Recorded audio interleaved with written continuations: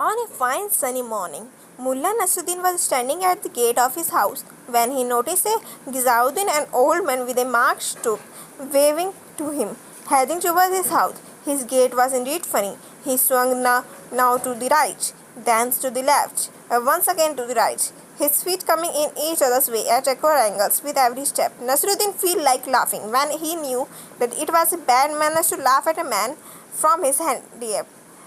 But Nasruddin found it hard to keep the laughter in the check, so he turned around his back to the figure that was heading towards his gate and gave himself up to laughter. He laughed to his heart's content. Salam alaikum. Gizayuddin walked up to Nasruddin and hailed him. Walaikum salam. Nasruddin turned around, his body raking with the laughter. What is tickling you? The old man inquired. Don't you know that I love to laugh? I don't need a reason to laugh. Mullah Nasruddin said between bouts of laughter. Laughs cost me nothing. I can laugh for as long as I like, and yet I don't have to pay even the tenth of shekel for the luxury. Food may become scarce, drinks may not be readily available, but laughter, believe me, there will never be shortage of laughter, for the laughter is the best medicine. Laugh and the whole world laughs with you, cry and you cry alone. Nasruddin continued to laugh. Finally, when the rings of the laughter petered off, he held Gizayuddin by the arm and led him in. Please be seated, he told the old man. I would rather stand. I can't sit. The stoop always comes in the way, said Gizayuddin, turning his head up to look into the eyes of Nasruddin. Nasruddin waited for Gizayuddin to tell him what brought him to him. Nasruddin, someone has entered my yard last night. My walk away with the quite few farm tools, which I had kept in the corner. That had never ever happened before. I am afraid we have a thief in our midst.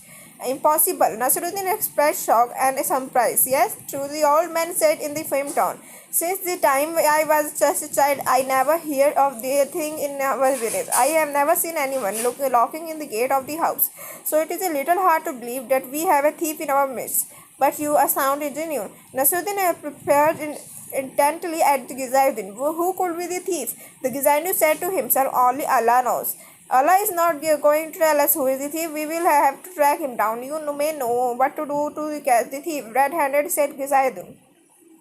Look out for everything with red-handed. Nasruddin knew what is the idea. Catch one red-handed meant but decided to have fun with the words. Did you check with your wife? She might have cleared the yard in your absence. Pick up the tools and secure them yourself. Nasruddin still could not believe the presence of the thief in their village. She did nothing of the sort, and the lazy old hag. Let's wait for a day or two. You accept the thief to give himself up. Oh no, I want give the thief time to pay his dirty tricks again, and I want to make the thief believe that he can get away with his crime. Then we will get the chance to catch him red-handed. Nasruddin smiled and assuring him that he will get hold the thief in a few days. Next day, it was Aminuddin who found that the couple of old stools he had left in the courtyard of his house had vanished at night. So the thief had struck again. Nasruddin sounded quite pleased. Who will catch him? Everyone asked. The thief will give himself up. Nasruddin laughed loudly. 2 more days passed. Each day the thief got hold of whatever he could from one house or the others. The villagers became furious. Nasruddin went out of you catch the thief. They asked, be patient. Nasruddin had a merry twinkle in his eyes. Soon the thief will give himself. Are you sure? Have I never failed you? Nasruddin smiled. That smile was enough to win over people. They were bored and went away. That day, a cart loaded with a half dozen of medium-sized food boxes and crates halted in the front of the Nasruddin gate. The driver knocked at the gate and the call out for the Nasruddin. He waited. Finally, Nasruddin came out. To guard the two unloaded the box and crates carefully. They carried them to the corner of the yard and stacked them side by side. Be careful, these boxes contain something very precious. I wish I could store them inside the house, but where is the space? I will have to leave them here in the yard for the night. Tomorrow maybe I will find more secure place, he said aloud. He paid the driver 1 shekel as a trip, and the driver got back to the cart and drove away. Nasruddin stood at the gate for the long time. He called everyone who passed by and showed them the boxes filled in the yard. He told them they contained something very precious. Why don't you secure them in a better place? I don't think anyone will dare steal them. You know that the thief is active in our village. He may walk away with the boxes. I dare him to do that. Nasuddin laughed. Some of them advised him to stay awake at night and keep watch.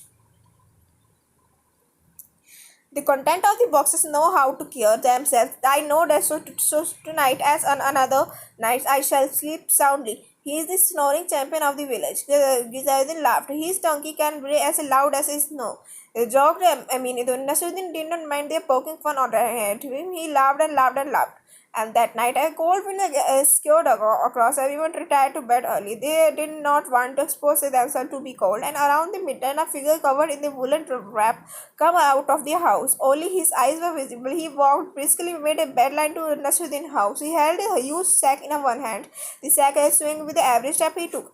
He walked briskly, eager to lay hands on the contents of the box stacked in the Nasruddin yard. He opened the gate and moved in. Slowly he looked all around. Finally, he spotted the boxes. His eyes lit up with her yard for him. Carry on his work, so he took it off, dropped in on the garden ground and hoping to pick it up later. He gently removed the top lid of one box and pushed his hand in. The next moment, a airy cry filled in the air. The man pulled his hand out and screamed in pain. He tried to run away, but he could not. Wherever he returned, he found new sources of pain. He was stung on the nose, and the cheeks are the thin, and his arms, legs were not spared either. He spun around, trying to avoid being bitten. His shrieks resounded through the village. A few daring men hurried to find out what the matter was. One of them got close to the gate, received painful sting. He ran back, shouting that evil spirits had taken over the village. Then someone checked the spot where he had been stung. That bear the clear mark of the sting. The thief returned in the pain and finally fell down unconscious, and the beast now lost interest in them. They flew and back to the hive and they nestled the top box, and then Asuddin come out. Once he knew the ground was clear, he brought a long lighted torch filled with the rolled dry palm fronds. He bent over, held the torch close to check the identity of unconscious man. Then he shouted, I have caught the thief. I have caught him red-handed. I have caught him red-handed. A red-limbed it. What sight Jalaluddin presents now? He has turned red all over. The villagers ran in. They were waited. He stared and mounted, served you right, and everyone should shouted. And you got what you richly deserved. Steal again, and you will not live to tell the take. I will lure you to push your hand into the box of holding pipers. That will be end of the you. Nasruddin warmed. Please forgive me. I shall return every single item I stole, and I promise never to steal again. Jalaluddin begged. Everyone congratulated Nasruddin for that day and the sting operation what having catch the thief. So that is the story. If you like this story, please comment down and like the video. And if you want another one, please subscribe and comment down. Okay, thanks you. And